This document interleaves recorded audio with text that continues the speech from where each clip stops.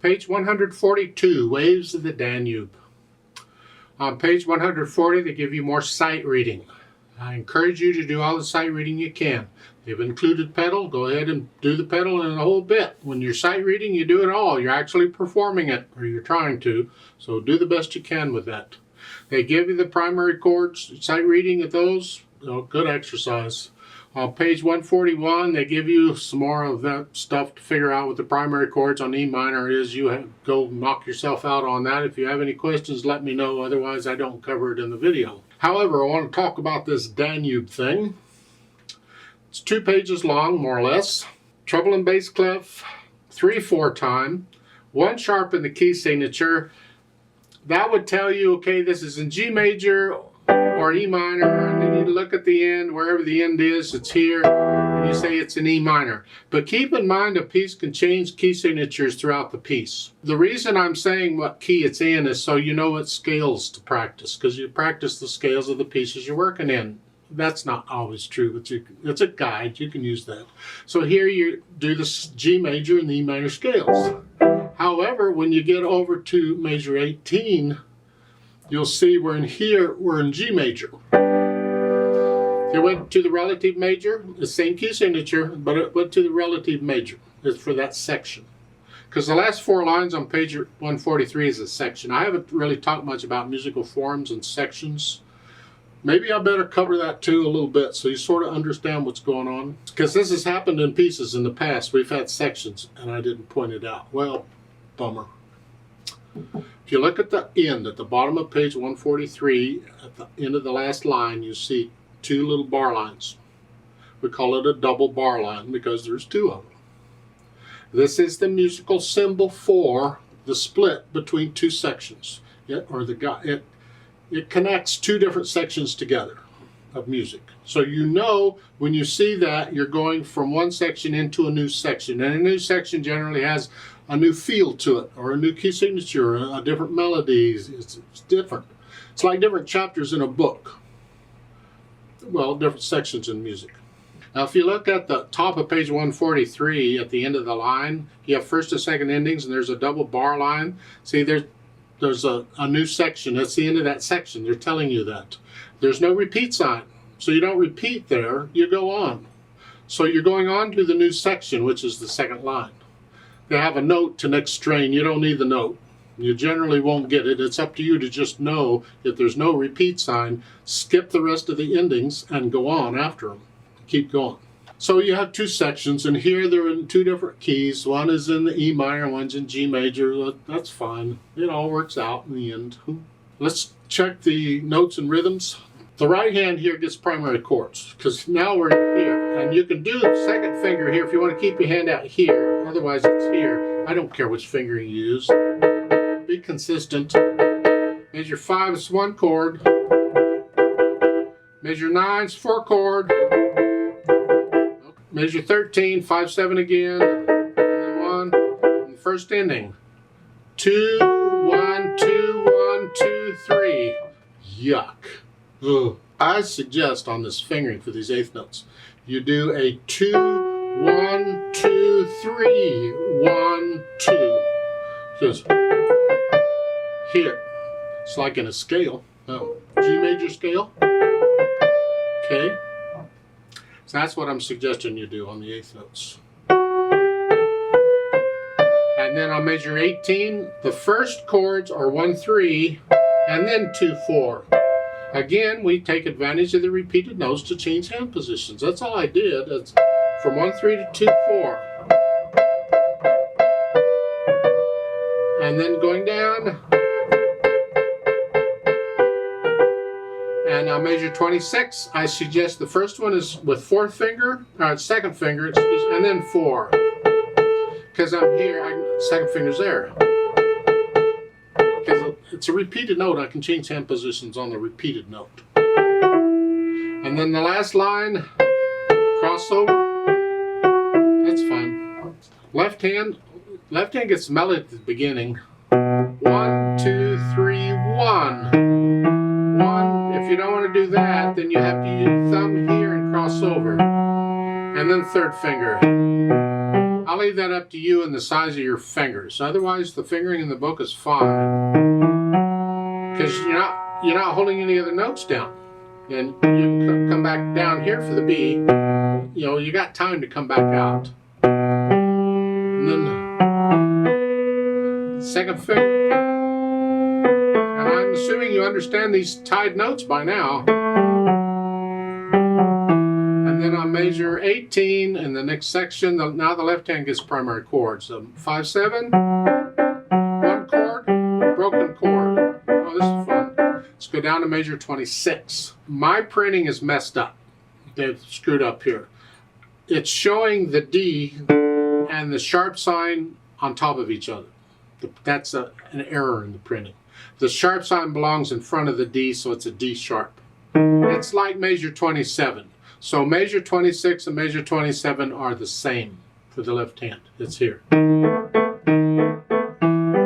Okay, put the hands together. Hold that down.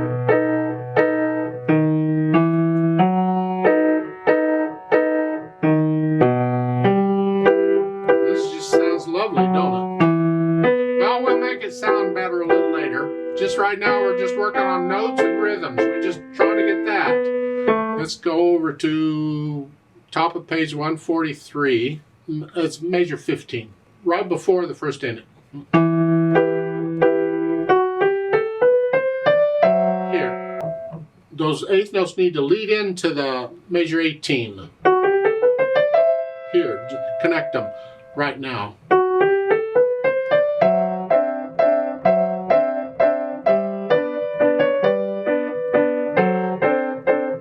I don't see anything terribly tricky about this once you get the eighth notes figured out. Just make sure there's no hesitations anywhere. There needs to be a steady beat throughout. And then we can add the articulation. Connect this. That's all one sentence. We're going to connect. And then you lift up. That's all one sentence. But in the right hand, do the best you can. They're not real short, but you can't connect them either.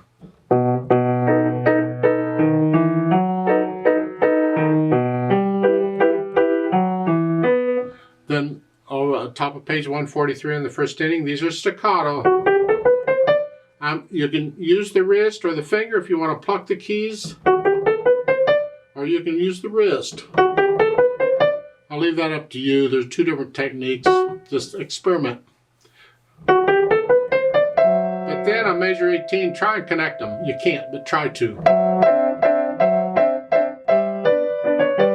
And on the left hand, I do the old-fashioned chuck chuck chuck chuck. So I connect the first two notes, and then it's chuck chuck.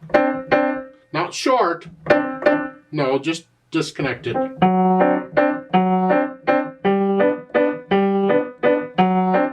Like so.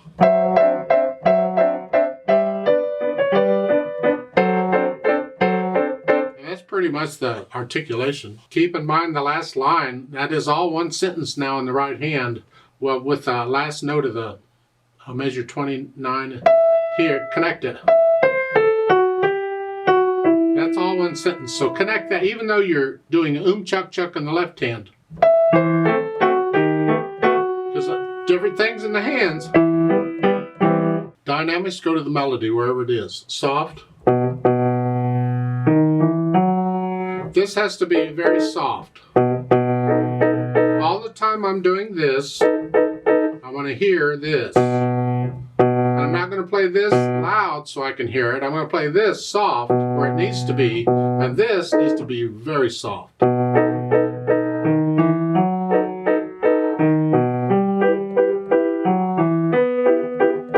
And this on measure 8, this wavy line, that's an arpeggiated line. It tells you to arpeggiate the chord.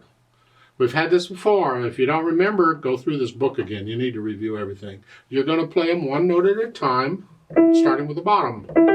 Hold them down, and they're done. In this case, it's done quickly. I do it on the beat. 1, 2, 3, 4, 5. Some people will do it on, so the top note's on the beat. 1, 2, 3. I don't care for that at all, and I'm used to doing it on the bottom. That's what I had to do in college. So, and then lift up. Just keep in mind it's very soft in the right hand. Now on measure 14, they give you the hairpin that goes down. Well, that's interesting because you were soft to begin with. That hairpin tells me maybe we went up somewhere, and it didn't tell me. What you can do if you want on the pickup to measure 9, and you can go up to moderately soft there.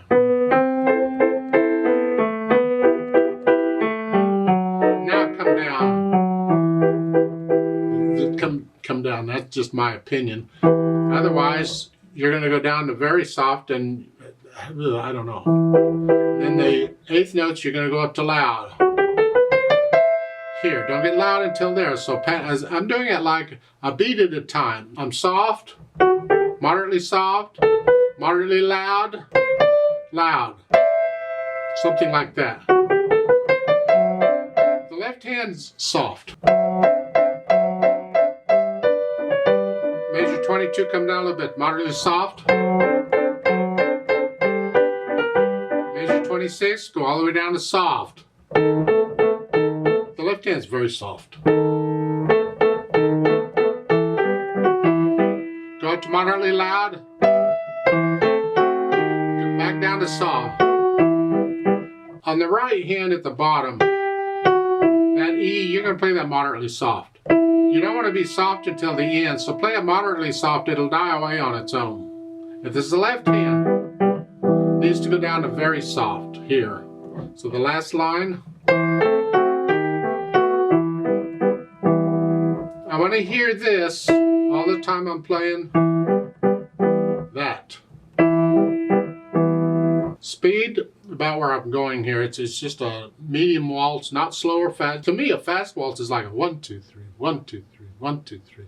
And a slow waltz is a 1, 2, 3, 1, 2. The middle is, 1, 2, 3, 1, 2, 3, 1, 2, 3, 1.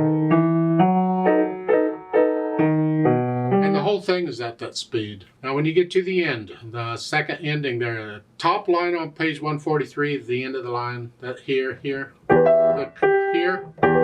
Play the here and here at the same time. Some people will play the E's at the same time. Hold it down. I like to play the bottom note. Here. I like to delay that upper note just a little bit. The fermata, you'd hold that out and let it down, because you're soft there, and you let it down. And it's really both hands there. There's no melody on that. Now, roadmap, let's look at this. I already talked about it a little bit. On page 143, at the end of the first line, you have first and second endings, but there's no repeat sign. So when you finish the first ending, you're going to go immediately to measure 18, the next line, and you do all that down at the bottom. The DC al fine, we've had that before. DC means go back to the beginning. That's back over on page 142. And you go back over, and then you'll do the second ending when you get there, and that's the fine. That's where it ends there. Now they've added pedal. And we sort of need pedal. See the reasons for using pedal. Here, a couple of things. It colors the longer held notes because those notes are tied and they're just going to sit there. So we can add overtones to them to color them, make them a little more flavorful. Huh? Plus, it connects these chords, smooths them out a little bit. And that's good. We want to do that. We're not pedaling any of the other stuff because the only reason we're pedaling is for the coloring, for the long notes, and to hold out to connect the chords. And that's it. Pretty much. I mean, you see over at page 143, it's basically the same thing in the first line, and then they're not showing any pedaling for the rest of the page. However, there is a waltz style pedaling we can try, and you can experiment and see if you like it or not. And that is, I'll pedal either the first beat or the first 2 beats of a measure to reinforce the natural accent, because it's a 1, 2, 3, 1, 2. We want that. So starting at measure 18, I could pedal here, just the first beat.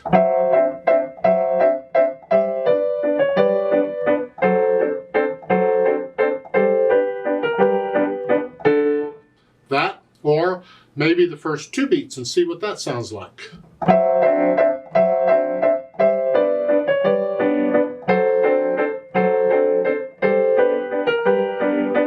Try that. Experiment. Leave the pedal out.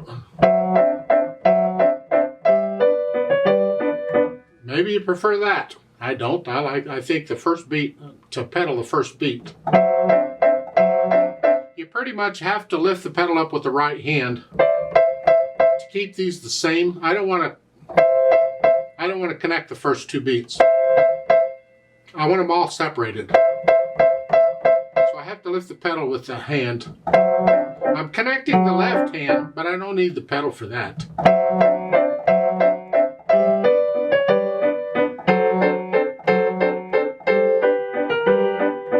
That's a pedaling try. You can try that. As I said in the beginning, you're going to pedal those, push the notes down first and then the pedal. Make sure you pedal the first one or you won't connect them. And as you play that note, lift the pedal up. I'll measure 8. Lift the pedal up so we hear a little silence. So the new phrase.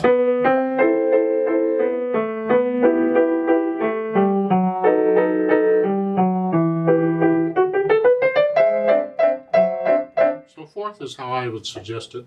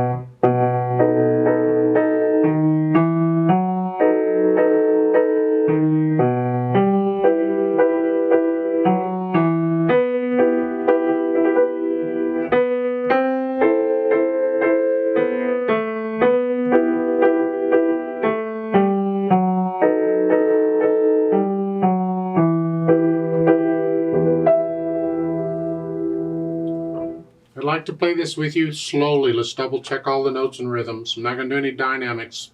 I'm going to pedal it like I suggested, and I'll do the staccatos and stuff. The fermata, I'll hold that 4 counts instead of 2. I think that covers everything. So I'll give us 2 counts because we're coming on beat 3. So I'm going to go ready, go, and then we go. Ready, go.